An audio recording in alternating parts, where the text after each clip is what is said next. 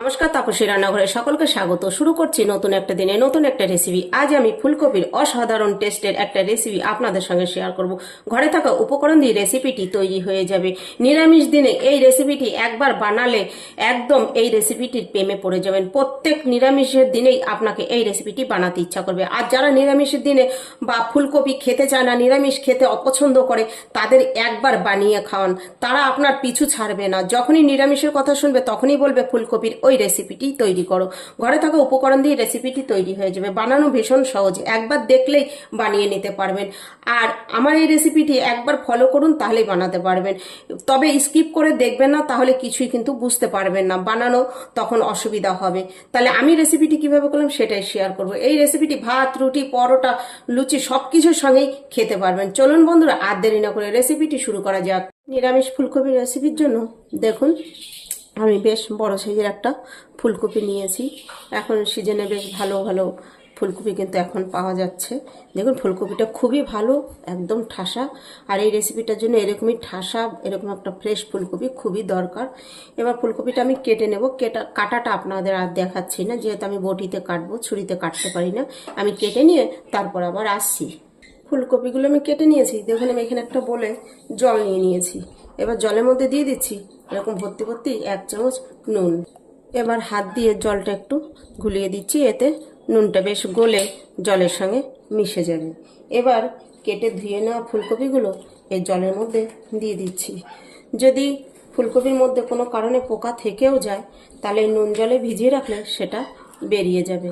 আমি তবে ভালো করে দেখেই নিয়েছি যে পোকা নেই। অনেকেই আছে ফুলকপি খেতে পছন্দ করে না। তারপরে আমাদের কি বলুন তো, নিরামিষ দিনে কি রান্না করব একটা টেনশন। এই যে আজকে যে আমি ফুলকপির রেসিপিটা করব, এই রেসিপিটা নিরামিষ দিনে বানালে আপনাদের আরও কোনো টেনশনই থাকবে না। আর এরকম করে ফুলকপির রেসিপি বানালে মাছ মাংসর কথা মনেই আসবে না। এতটাই সুন্দর লাগে ফুলকপির এই রেসিপিটা। এবার আমি এটা 10 মিনিট ভিজিয়ে রাখবো নুন জলের মধ্যে। ততক্ষণে আমি মশলাগুলো করে নেব। এখানে একটা মিক্সিং জার নিয়েছি। আমি এখানে নিয়েছি 1 ইঞ্চি পরিমাণ আদা, এরকম ছোট ছোট করে কেটে নিয়েছি, মিক্সিতে দিয়ে দিচ্ছি। নিয়েছি 5টা কাঁচা লঙ্কা, এগুলো আমি মিক্সিতে পেস্ট করে নেব। ঝালটা আপনাদের পছন্দ মতন দেবেন। তবে এই রান্নাটায় অবশ্যই ঝাল কিন্তু খুব বেশি হবে না, হালকা ঝালে রান্নাটা করতে হবে। দিয়ে দিচ্ছি সামান্য একটু জল, দিয়ে এবার একটা পেস্ট তৈরি করে নেব। আদা কাঁচা লঙ্কার পেস্ট তৈরি করে নিয়েছি একটু বেশি জল দিয়ে, যেহেতু খুবই কম। এবার একটা বাটিতে ঢেলে নিলাম। দেখুন মিক্সির জারটা ধুইনি। এই জারের মধ্যে আমি এখানে কিছুটা নারকেল দেখুন এরকম ছোট ছোট করে কেটে নিয়েছি। আর নারকেলের যে পিছনে কালো যে লেয়ারটা থাকে সেটা কিন্তু আমি তুলে নিয়েছি। এই রান্নাতে কিন্তু নারকেলটা অবশ্যই ব্যবহার করতে হবে। এবার নিয়েছি 50 গ্রাম চিনে বাদাম। এটা আমি 10 মিনিট জলে ভিজিয়ে এর খোসাটা ছাড়িয়ে নিয়েছি। দিয়ে দিচ্ছি 1 টেবিল চামচ সাদা তিল। এবার এই 3টে উপকরণ দিয়ে তারপরে এখানে আমি দিয়ে দেব অল্প করে জল। এরকম অল্প অল্প জল দিয়ে এটা কিন্তু একটা স্মুথ পেস্ট তৈরি করে নিতে হবে। দেখুন কড়াইতে জল বসিয়ে দিয়েছি, জল ফুটতে শুরু করেছে। এবার 1 চামচ নুন দিয়ে দিচ্ছি। এবার এখানে দিয়ে দেবো ফুলকপি। যে ফুলকপিগুলো কেটে আমি নুন জলে ভিজিয়ে রেখেছিলাম, সেই জলের থেকে তুলেই এই ফুটন্ত জলে দিয়ে দিচ্ছি। আর এই ফুলকপিটা কিন্তু ভাপিয়ে নেওয়ার সময় জলটা এরকম ফুটিয়ে নিতে হবে। যখনই জলটা ফুটে উঠতে শুরু করবে, তারপরে ফুলকপিগুলো দিয়ে দিতে হবে। এবার ফুলকপিগুলো একবার উল্টে দিচ্ছি বা নেড়ে দিচ্ছি। উপরেগুলো নিচে আর নিচেরগুলো উপরে করে দিচ্ছি। দিয়ে যখনই এটা একবার উঠলেই কিন্তু হয়ে যাবে। দেখুন জলটা ফুটতে শুরু করেছে আর ফুলকপির কালার কিন্তু চেঞ্জ হয়ে গিয়েছে। এবার একটা ছাঁকনির মাধ্যমে আমি ফুলকপিগুলো তুলে নেব, গ্যাসটা অফ করে দিয়ে। তবে ফুলকপি তুলে একটা ছড়ানো জায়গায় কিন্তু এই দেখুন আমি ছড়ানো একটা জায়গায় রেখে দিচ্ছি, যেন ফুলকপিগুলো খুব তাড়াতাড়ি ঠান্ডা হয়ে যায়। নাহলে কিন্তু চাপা জায়গার মধ্যে রাখলে ফুলকপিগুলো গরমে গরমে আরও ওভার কুক হয়ে যাবে। তখন রান্না করতে গেলে ফুলকপিগুলো একদমই গলে যাবে।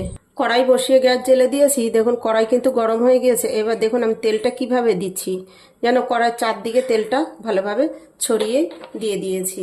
তেল ধোঁয়াটা গরম করে নিয়েছি। এবার কিন্তু আঁচ কমিয়ে দিয়েছি। এবার এক একে ফুলকপিগুলো আমি দিয়ে দিচ্ছি। ফুলকপিগুলো দিয়ে ফুলকপিগুলো ভেজে নিতে হবে।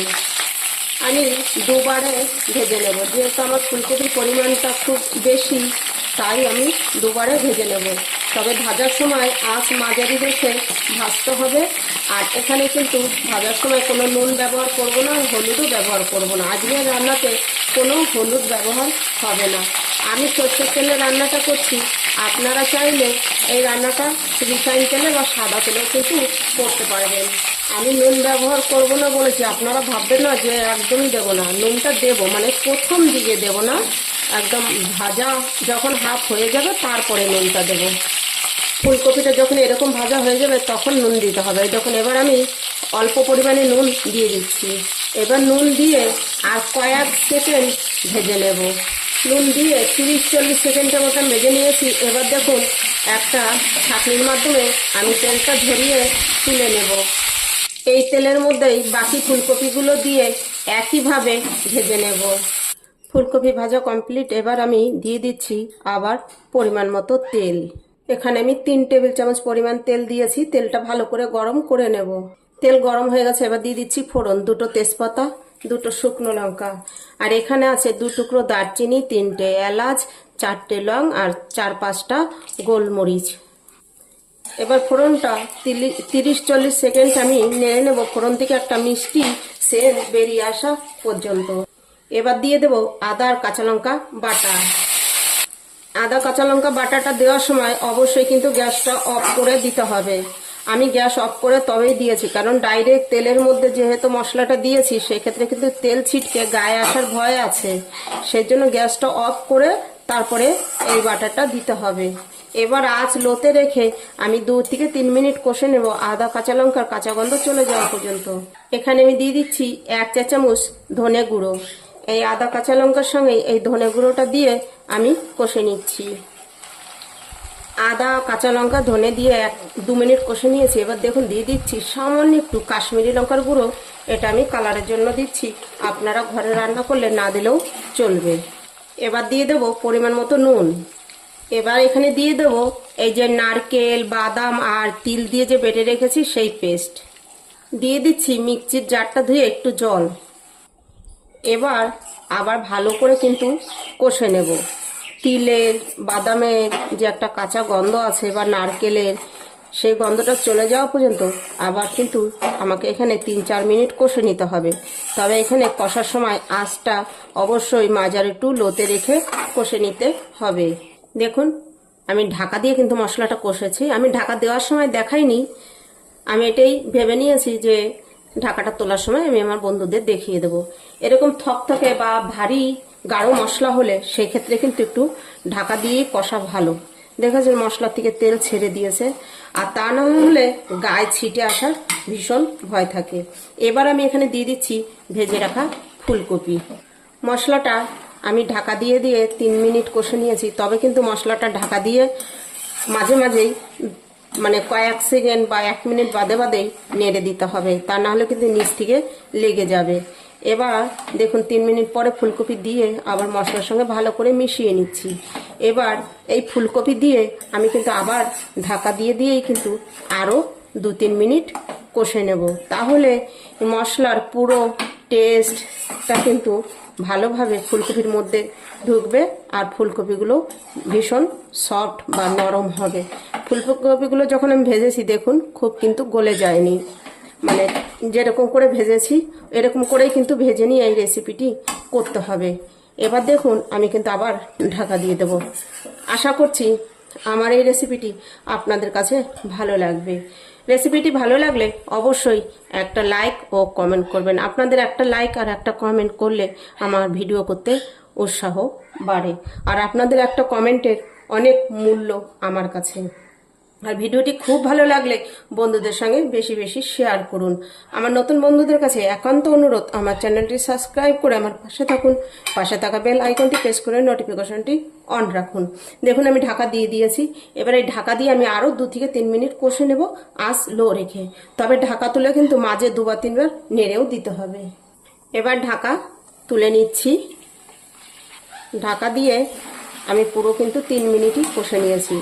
দেখেছেন তো ফুলকপিটা কত নরম হয়ে কতটা পরিমাণে কমে এসেছে। এই দেখুন আর নিচ দিকে তেলটাও বেশ ভালোভাবে ছেড়ে দিয়েছে। দেখেছেন এরকমই ঠিক কষিয়ে নিতে হবে ভালো করে। তাহলে কিন্তু টেস্ট আসবে। প্রত্যেকটা মশলা যদি ভালো করে কষানো হয় তবে রান্নার টেস্ট কিন্তু দ্বিগুণ হয়ে যায়। এবার এখানে আমি ছোট চায়ের কাপের 3 কাপ জল নিয়েছি, তার মধ্যে আমি ওই 10 টাকা দামের যে গুঁড়ো দুধ আছে না প্যাকেট, ওই প্যাকেটের 2 প্যাকেট দুধ গুলিয়ে নিয়েছি। আমি এখানে সেই দুধটা দিয়ে দিচ্ছি। আমি এখানে গুঁড়ো দুধ দিয়ে করছি, আপনারা চাইলে সেক্ষেত্রে কিন্তু লিকুইড দুধ বা প্যাকেট দুধ যেটা বা গরুর দুধ দিয়েও করতে পারবেন, আবার গুঁড়ো দুধ দিয়েও করতে পারবেন। আবার দুধ যদি নাও দিতে পারেন তাহলে শুধু জল দিয়েও কিন্তু করতে পারবেন। আর 1 কাপ জল আমি এখানে এই দুধের বাটিটা ধুয়ে দিয়ে দিচ্ছি। এবার আঁচ আমি মাঝারি করে দিয়েছি। এবার ভালো করে দুধ দিয়ে আর এই যে 1 কাপ জল দিলাম, এটা দিয়ে আমি মিশিয়ে নিচ্ছি। দেখুন দুধ দেওয়ার পরে ফুটতে শুরু করেছে। এবার আমি ঢাকা দিয়ে দিচ্ছি। তবে 1 কাপ জল যে আমি ব্যবহার করেছি সেটা কিন্তু গরম জল, অবশ্যই গরম জল দিতে হবে। এই রান্নায় ঠান্ডা জল চলবে না। এবার ঢাকা দিয়ে আমি আরও 3 মিনিট রান্না করব আঁচ মাঝারি রেখে। তবে এর মাঝখানে কিন্তু দুবার ঢাকা তুলে নেড়ে দিতে হবে। আপনারা এটাকে ফুলকপির রেজালাও বলতে পারেন, কোরমাও বলতে পারেন। তবে এটা কিন্তু ফুলকপির একদমই নতুন ধরনের একটা রেসিপি আজকে আমি তৈরি করছি। বন্ধুরা, আমি একটু চিনি দিতে ভুলে গিয়েছিলাম। অবশ্যই কিন্তু এই রান্নায় একটু চিনি ব্যবহার করবেন। এই যে চা চামচের হাফ চা চামচ চিনি আমি এখানে দিয়ে নিয়েছি। আর কেউ যদি একদমই চিনি অপছন্দ করেন সেই জায়গায় চিনিটি স্কিপ বা বাদ দিতে পারেন। এই দেখুন চিনিটা দিয়েও আমি আর একটু মিশিয়ে নিচ্ছি, নিয়ে আবার ঢাকা দিয়ে দেব। ঢাকা দিয়েই রান্না করে নেব। দেখুন 3 মিনিট পর আমি ঢাকা তুলে নিচ্ছি। এবার এখানে 4টে কাঁচা লঙ্কা নিয়েছি, দেখুন একটুখানি করে চিড়ে দিয়ে দিচ্ছি। এবার এখানে দিয়ে দেবো 1 চা চামচ পরিমাণ গরম মশলা গুঁড়ো। এবার দিয়ে দেবো এরকম ভর্তি ভর্তি 2 চা চামচ ঘি। দেখুন এই ঘিটা আমি দিয়ে দিচ্ছি। আর কেউ যদি ঘি খেতে অপছন্দ করেন সেক্ষেত্রে কিন্তু বাটার দিতে পারেন। তবে বাটারটা দিলেও অবশ্যই কিন্তু দিতে হবে। এবার এই গরম মশলা আর ঘি দিয়ে আমি আলতো হাতে কিন্তু মিশিয়ে দেব, ফুলকপিগুলো যেন আমার ভেঙে না যায়। দেখুন এরকম করে। আর ফুলকপিগুলো দেখুন সিদ্ধ হয়ে গিয়েছে, কিন্তু ফুলকপিগুলো গোটা গোটাই আছে। দেখুন বন্ধুরা, আমি ভালো করে মিশিয়ে নিয়েছি। তাহলে আমার রেসিপিটি আপনাদের কাছে কিরকম লাগলো বন্ধুরা অবশ্যই কিন্তু কমেন্টে জানাবেন। ভালো লাগলেও জানাবেন, খারাপ লাগলেও জানাবেন। আর রেসিপি আপনারা আরও কিছু দেখতে চাইলে সেটাও আমাকে কমেন্ট করে জানাবেন। দেখুন ভালো করে মিশিয়ে নিয়েছি। এবার আমি কিন্তু আরও 1 মিনিটের জন্য ঢাকা দিয়ে অফ করে দেব, যাতে গরম মশলা আর ঘিয়ের সেন্টটা ভালোভাবে ফুলকপির মধ্যে ছড়িয়ে পড়ে।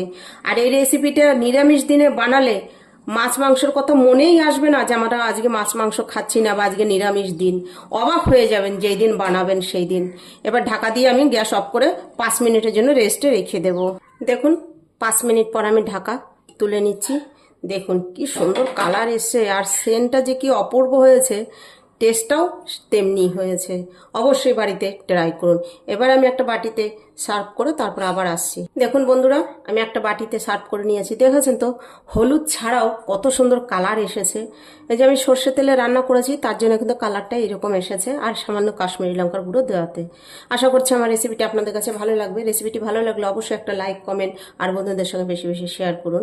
আর আমার চ্যানেলটি সাবস্ক্রাইব করে আমার পাশে থাকুন। আজ ভিডিওটি এখানেই শেষ করছি। ফিরে আসবো নতুন একটা দিনে নতুন একটা রেসিপি নিয়ে। আমি তাপসী, আপনারা দেখছিলেন তাপসী রান্নাঘর।